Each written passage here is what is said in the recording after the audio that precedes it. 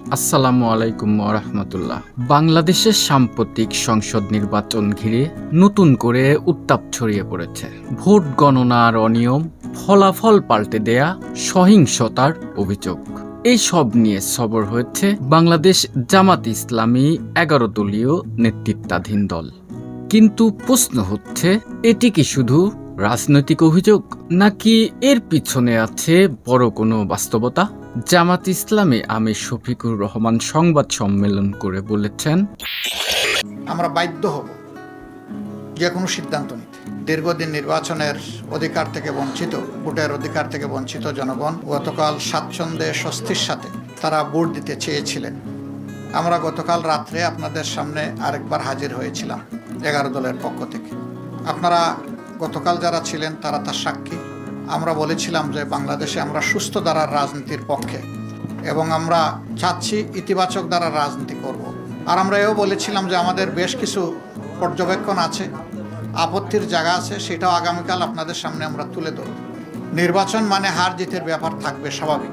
সেই হার জিতটা যদি স্বাভাবিকভাবে হয় তাহলে কারো সেখানে বড় কোনো আপত্তি থাকে না, সবাই সাধারণত মেনে নেয়। কিন্তু যদি সেখানে বড় ধরনের কোনো বৈষম্য অথবা ইরেগুলারিটিস হয়ে থাকে, অনিয়ম হয়ে থাকে, তাহলে স্বাভাবিকভাবেই এটা প্রশ্ন তৈরি করে।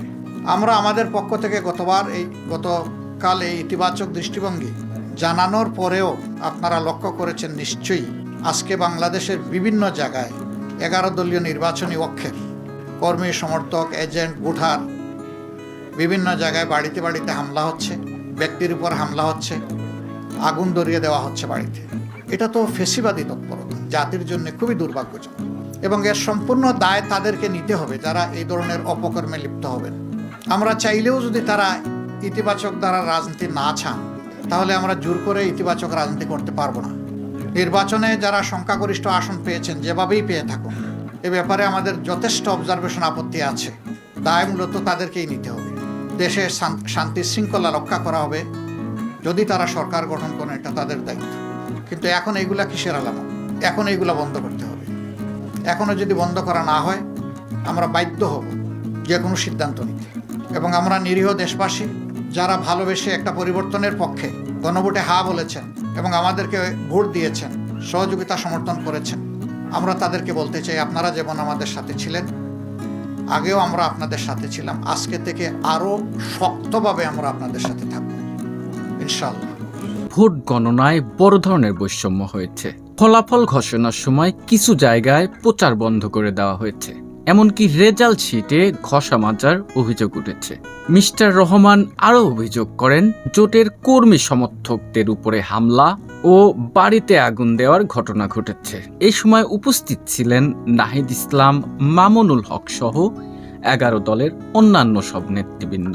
এখানে শুধু অভিযোগ নয়, একটি স্পষ্ট রাজনৈতিক বার্তাও দেওয়া হয়েছে সংখ্যাগরিষ্ঠ দল বাংলাদেশ জাতীয়তাবাদী দলের বিরুদ্ধে।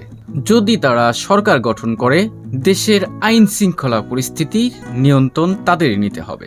এখানে কিন্তু 3টি গুরুত্বপূর্ণ রাজনৈতিক সিগন্যাল রয়েছে। প্রথমত হচ্ছে বৈধতা প্রশ্নবিদ্ধ করার কৌশল, নির্বাচনের ফল মেনে না নিয়ে স্বচ্ছতা ইস্যুতে সামনে আনা। রাজনীতিতে এটি একটি পরিচিত কৌশল হতে পারে, এটি তার সমর্থকদের মনোবল ধরে রাখার কৌশল।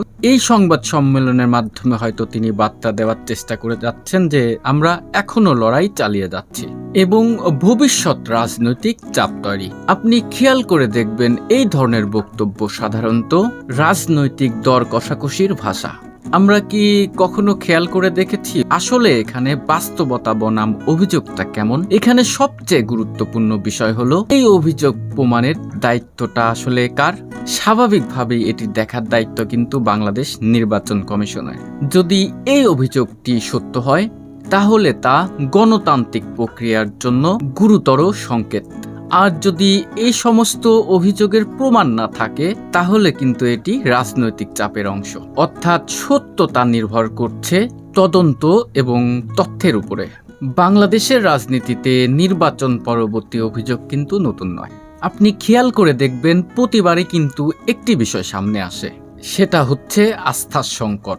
গণতন্ত্র শুধুমাত্র ভোট নয়, ভোটের উপরে মানুষের বিশ্বাসই কিন্তু আসল শক্তি। শেষ পর্যন্ত প্রশ্ন একটাই, এই অভিযোগ কি শুধুমাত্র রাজনৈতিক বক্তব্যে সীমাবদ্ধ থাকবে, নাকি বাস্তব তদন্তে বাস্তবতা কিছু সামনে চলে আসবে? আপনার কি মনে হয়, এটি কি একটি রাজনৈতিক কৌশল, নাকি গুরুতর কোনো ইস্যু? কমেন্টে জানান।